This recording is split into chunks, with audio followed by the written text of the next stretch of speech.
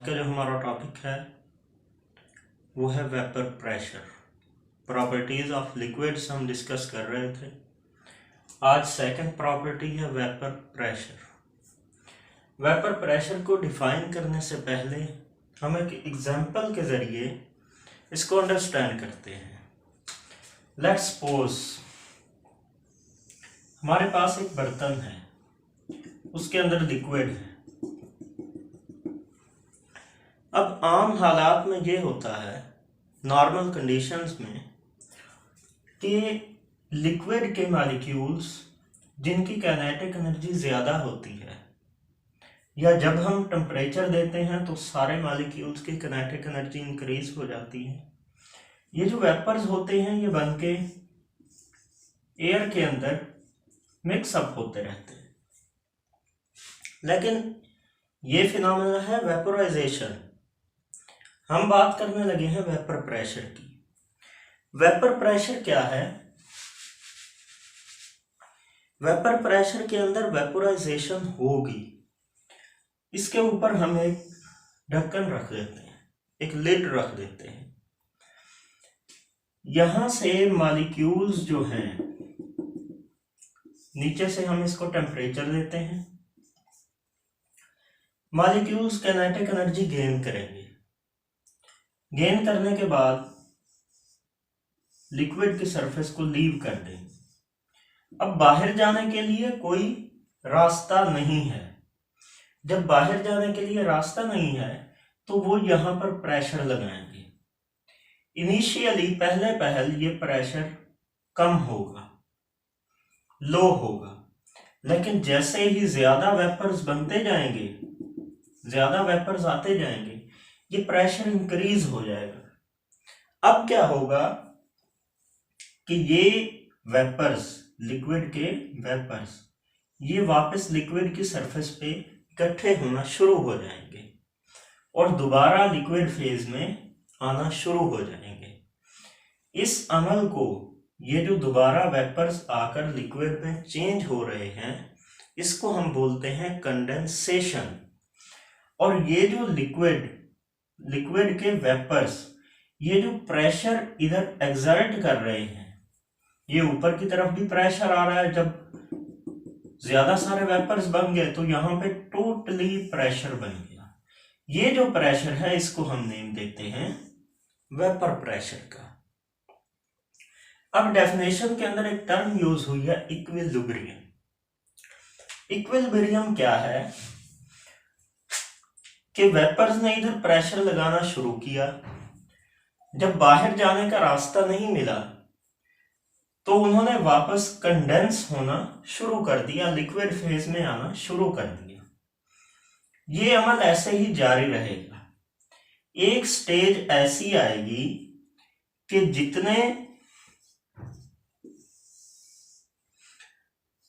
जितने वेपर्स बन रहे होंगे, ये जितने वेपर्स बन रहे हैं उतने ही वेपर्स कंडेंस हो रहे हैं। लेट्स सपोज कि 5 वेपर्स बने हमारे पास और 5 ही कंडेंस हो गए। इस चीज को, इस स्टेज को क्या कहते हैं? जब रेट ऑफ वेपोराइजेशन और कंडेंसेशन आपस में इक्वल हो जाए, इसको हम क्या कहते हैं? इक्विलिब्रियम। तो अब हम इसकी डेफिनेशन करते हैं।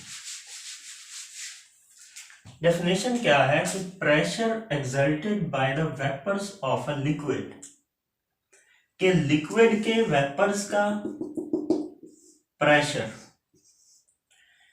Eight equilibrium with the liquid at particular temperature.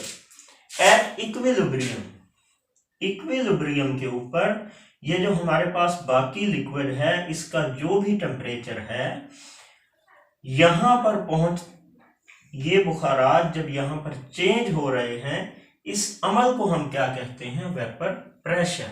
कि pressure exerted by the vapours of a liquid at equilibrium with the liquid at particular temperature.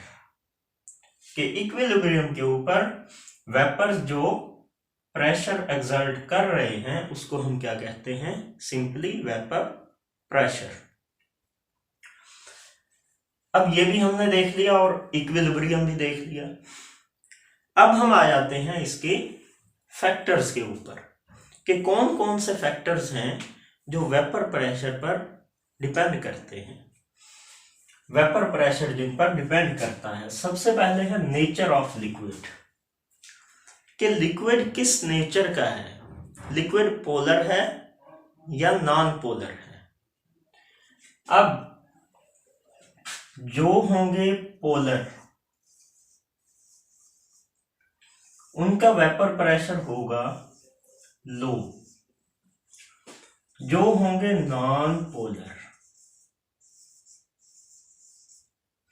इनका वेपर प्रेशर होगा हाई। इसकी रीजन क्या है कि जो पोलर लिक्विड्स होते हैं ना, उनके अंदर जो मॉलिक्यूल्स होते हैं वो आपस में इंटरमॉलिक्यूलर फोर्सेस जो उनके दरमियान होती हैं, अट्रैक्टिव फोर्सेस होती हैं, वो स्ट्रांग होती हैं as compare to non polar liquids. Liquid के अंदर, ये कोई भी लिक्विड है ना हमारे पास, ये लिक्विड के मॉलिक्यूल्स फ्री नहीं होते, एक दूसरे के साथ इस तरह एक दूसरे के साथ बॉन्डिंग होती है इनकी। तो पोलर लिक्विड्स के अंदर इंटरमॉलिक्यूलर फोर्सेस, अट्रैक्टिव फोर्सेस जो उनके दरमियान बॉन्डिंग है वो स्ट्रांग होती है as compare to non polar. जब ये स्ट्रांग है तो हमें टेम्परेचर भी ज्यादा देना पड़ेगा। अट्रैक्टिव फोर्सेस जिनमें ज्यादा है, टेम्परेचर ज्यादा देंगे तो वेपर ज्यादा बनेंगे और वेपर प्रेशर बनेगा। लेकिन जो नॉन पोलर्स हैं, नॉन पोलर्स में हम टेम्परेचर थोड़ा सा देते हैं, नॉन पोलर लिक्विड्स में लो टेम्परेचर देते हैं, वीक फोर्सेस होती हैं।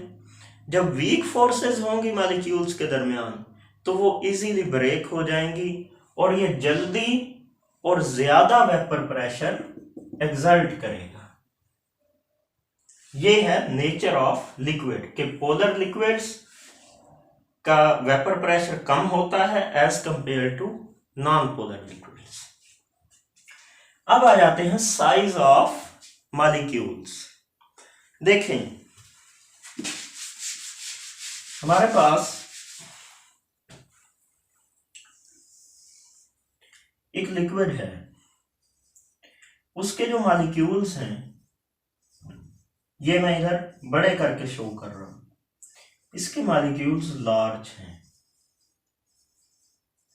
ये देखिए जितने भी मॉलिक्यूल्स हैं इसके मॉलिक्यूल्स लार्ज हैं। अब हमारे पास एक और लिक्विड है, उसके मॉलिक्यूल्स स्मॉल हैं।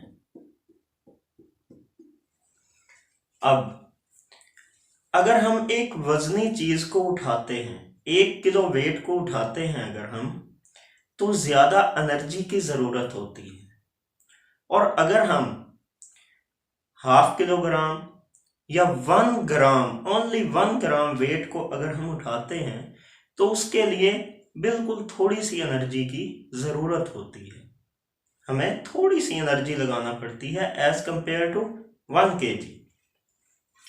यहां पे वही फिनोमिना है, एनर्जी नीड होगी in the form of temperature, कि जो लार्ज मॉलिक्यूल्स हैं उनका वेपर प्रेशर कम होगा as compare to small molecules, इनका वेपर प्रेशर हाई होगा। कैसे? अगर हम इसे टेम्परेचर दे रहे हैं लेट्स सपोज 80 डिग्री और इसे भी 80 डिग्री सेंटीग्रेड टेम्परेचर दे रहे हैं, टेम्परेचर सेम है, बात हो रही है size of molecules. Temperature same रखेंगे, इसका साइज बड़ा है इस लिक्विड के मॉलिक्यूल्स का, इन मॉलिक्यूल्स को 80 डिग्री सेंटीग्रेड जब हम टेम्परेचर देंगे तो वेपर प्रेशर लो होगा।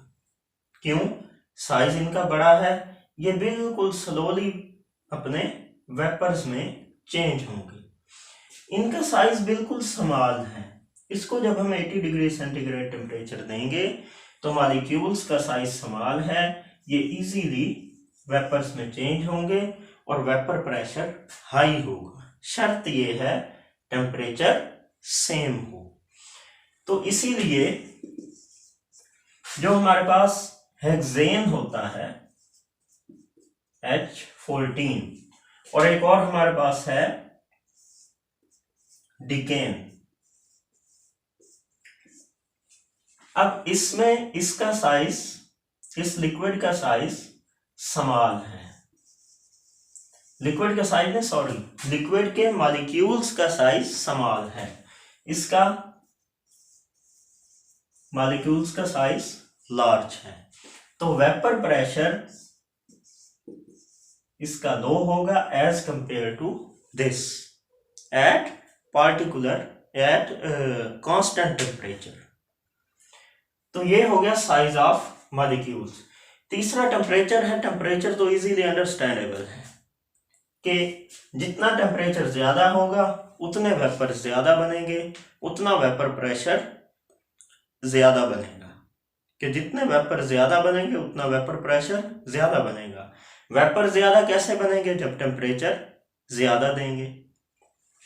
तो टेम्परेचर मतलब क्या हुआ कि temperature is directly proportional to vapour pressure.